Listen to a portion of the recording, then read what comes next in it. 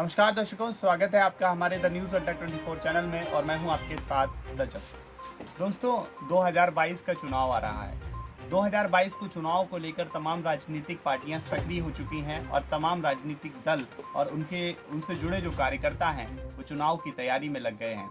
तो इन्हीं चुनाव की तैयारी को लेकर आज हम जिला शाहजहांपुर की विधानसभा ददरौल से उम्मीदवार या कह सकते हैं संभावित प्रत्याशी अखिलेश पाठक जी हैं। हम उनसे बात करेंगे कि क्षेत्र की उनकी समस्याएं क्या हैं और क्या है उनकी चुनाव की तैयारी। नमस्कार। मेरा अखिलेश पाठक नाम है। मैं भारतीय जनता पार्टी में 40 साल से सेवा कर रहा हूँ। पूरे क्षेत्र में सारी जनता मेरे साथ है। भारतीय जनता पार्टी को बड़ा मुसीबत से इसको खड़ा किया। यहाँ बड़े बड़े तीरंदाज देवेंद्र पाल सिंह, राम अवतार मिश्रा, नाजिर अली, भोलन अली ऐसे दिग्गज लोगों के बीच में इस भाजपा को गरीब जनता को इकट्ठा करके इसको खड़ा किया। कार्यकर्ताओं ने बड़ा मेहनत करके इसको यहाँ तक पहुँचाया। हम सब लोगों का इरादा था कि किसी तरीके से हमारी पवित्र भाजपा आगे तक पहुँचे, हमारी सरकार बने, हमारे विधायक जीते, हमारा एमपी जीते और कार्यकर्ताओं का मनोबल आगे बढ़े। लेकिन हुआ क्या, पहले भी हम लोग कांग्रेस से उत्पीड़न हमारा सबका होता रहा। कांग्रेस ने हम सब लोगों को मारा पीटा, मुकदमे लिखाए, परेशान किया। पूरी जनता, हमारे ददरौल विधानसभा की सारी जनता कांग्रेस से परेशान थी। हम सब लोग कांग्रेस से भी परेशान थे। लेकिन धीरे धीरे क्या हुआ, फिर बस सपा सरकार आई। सपा सरकार ने भी हम सब लोगों को परेशान किया, कार्यकर्ताओं को मारा पीटा, मुकदमे लिखवाए। उसके बाद बसपा सरकार आई, उन्होंने भी यही काम किया। लेकिन धीरे धीरे क्या हुआ, मैंने विधानसभा ददरौल का टिकट जब मांगा तो यहाँ से हमारा टिकट काटकर सत्यभान सिंह भदौरिया को आखिर में टिकट दे दिया गया, जिससे कि जनता नाराज हो गई और उसको 4200 वोट मात्र प्राप्त हुए पूरी विधानसभा में। दोबारा मैंने 5 साल तैयारी की। तो उसके बाद में अवधेश वर्मा बसपा से आए, जिनके ऊपर भ्रष्टाचार का इतना बड़ा आरोप था। उसके बाद उनको टिकट दे दिया गया, उनकी भी जमानत जब्त हो गई। उसके बाद दोबारा फिर हमने 5 साल तैयारी की। तो ऐन मौके 15 दिन पहले कांग्रेस छोड़कर बसपा में गए, बसपा छोड़ करके भाजपा में आए और उनको मानवेंद्र सिंह को टिकट दे दिया गया। वो चुनाव जीते। हम सब लोगों ने उनका टिकट कटा तो उन्होंने पार्टियां छोड़ी, गद्दारी की, पार्टियों से अपनी पार्टियों से गद्दारी की।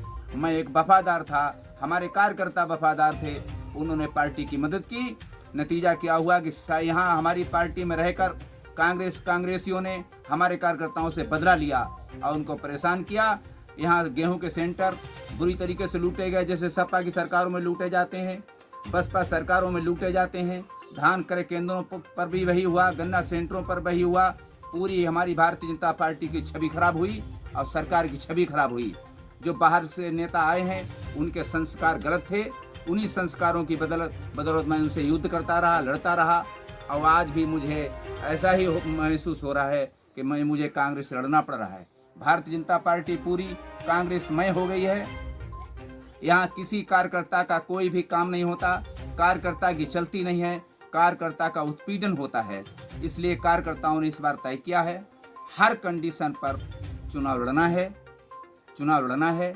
मैं भारतीय जनता पार्टी का 40 साल पुराना लगातार 24 घंटे वर्क करने वाला, हमारे पिताजी, मेरे पिताजी ने इमरजेंसी में जेल काटी। वो भारतीय जनता पार्टी जनसंघ के जिला के मंत्री रहे और उसके इस बाद मैं लगातार 3 पीढ़ियों से भारतीय जनता पार्टी की सेवा कर रहा हूँ। तो सभी कार्यकर्ता मेरे साथ हैं। इस बार निर्णय लिया है कि हर कंडीशन पर चुनाव लड़ूंगा।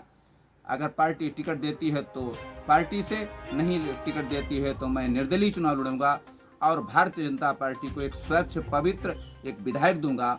और कार्यकर्ताओं इससे कि कार्यकर्ताओं का मनोबल बढ़ता रहे और हमारी पार्टी की छवि भी ठीक है। तो इस बार आपने निर्दलीय चुनाव लड़ने की तैयारी कर ली है। क्या लग रहा है, क्षेत्र की क्या समस्याएं आपको लगती हैं? हमारे क्षेत्र में सबसे बड़ी समस्या हमेशा रही है, किसानों का उत्पीड़न होता है। जब गेहूं किसान पैदा करता है, हम भी किसान हैं, रात दिन खेतों पर रात में हम अपनी गायें भगाते हैं, जानवरों को भगाते हैं, रात रात भर बिजली रात में आती है, दिन में नहीं आती है। जी। तो रात में वहाँ ट्यूबवेल पर रहकर पानी लगाना पड़ता है, बड़ा मुसीबतें होती हैं, कहीं सर्प निकलता है, सर्प काटते हैं, परेशानियाँ होती हैं। आई उस मुसीबत को उसमें गेहूँ धान पैदा करने के बाद, गन्ना पैदा करने के बाद जब हम बेचने जाते हैं तो वहाँ जो विधायक होता है, जो सरकारें होती हैं, उनके दलालों के सेंटर होते हैं। अब उन दलालों के सेंटर जब होते हैं, वहाँ हम तौलाने जाते हैं तो सीधे सीधे हमसे कहा जाता है जो 1900 का रेट सरकार देती है और हमारा 1700 में अगर तुमको बेचना हो तो बेचो, अन्यथा नहीं। तो हम सब किसान 1700, 1200, 1300, 800 में धान और गेहूँ बेचकर अपने को संतुष्ट करके वापस चले आते हैं। तो इसलिए सबसे बड़ी समस्या हमारे क्षेत्र में है, किसानों का उत्पीड़न बंद हो और गेहूं के सेंटर, धानों के सेंटर हैं, उन पर निस्वार्थ भाव से किसानों का गेहूं और धान खरीदा जाए।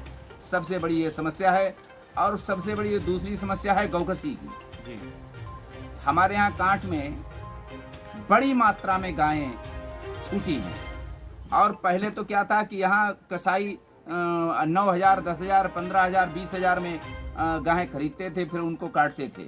लेकिन जब से ये गौवंश पर प्रतिबंध लगा दिया गया है, तब से गायें कसाईयों को फ्री मिल रही हैं और बड़ी मात्रा में गायें काटी जा रही हैं। जब हम लोग उनको बंद करवाते हैं, उनको पकड़वाते हैं, तो जो बैठे हुए जनप्रतिनिधि हैं, क्योंकि उनके संस्कार नहीं है, वो पहले भी कसाईयों के साथ में रहे कांग्रेस सपा बसपा में, तो वो उनसे मिल करके प्रशासन पर दबाव बना करके उनसे अपना सौदा करके पुलिस और नेता दोनों मिल करके उनको छुड़वा देते हैं। बुरी तरीके से गायें हमारे क्षेत्र में कट रही हैं, रोज कट रही हैं, उस पर किसी प्रकार का कोई प्रतिबंध नहीं है। तो मेरा इरादा है कि अगर मैं विधायक बनूंगा तो इन समस्याओं का निदान सबसे पहले करूंगा, ये मेरा संकल्प है। जी। तो क्या एक मैसेज देना चाहेंगे हमारे चैनल के माध्यम से अपने क्षेत्र की जनता को?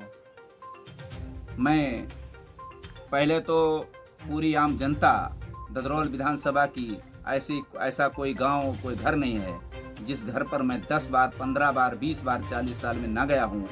सब हमसे सीधे जुड़े हैं, सबको हम पर भरोसा है और मैं उनको विश्वास दिलाता हूँ कि मैं जैसा था, मैं जैसा हूँ, वैसा ही रहूँगा। आप किसी भी हमारे नागरिक के ऊपर, किसी भी जनता के ऊपर, किसी कार्यकर्ता के ऊपर, किसी भी पल, किसी भी समय कोई भी अगर मुसीबत, कोई भी परेशानी आती है तो मैं हर पल उसके साथ था, हूँ, रहूँगा। बहुत बहुत धन्यवाद। देखते रहिए आप हमारा चैनल द न्यूज़ अड्डा 24। नमस्कार, जय हिंद।